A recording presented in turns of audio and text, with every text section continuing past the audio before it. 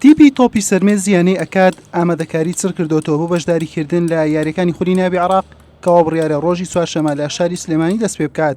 ئەکات ئامانجی تەنها مانەوەیە لە خولەکە، ئەگەر نەتوانێت لە پلەکانی پێشەوەش بێت بە ئەنجامێکی باش لە خولەکە بێتە دەرەوە. ئێمە ماوەیە کە دەستمان بە ڕاهێنان کردووە، بەڵام کە چڕمان کردێتەوە ئەوە نزیکەی 2 هەفتە 3 هەفتەیە چڕمان کردەوە.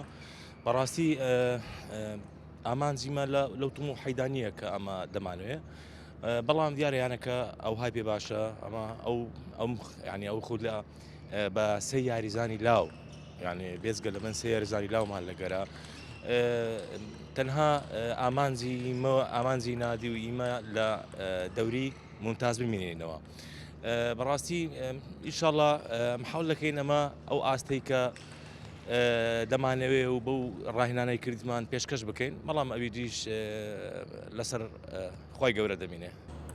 تیپەکە لە 4 یاریزان پێکاتەوە بۆ بێڕاهێنان ڕۆژانە لە هۆڵی تایبەتی یانەکەیان مەشقەکانیان ئەنجام دەدەن، لەگەڵ ئەوەی ماوەیەکی زۆرە مەشقەکانیان بەردەوام بووە، بەڵام 3 هەفتەیە بە شێوازێکی چڕتر خۆیان بۆ خولەکە ئامادە کردووە.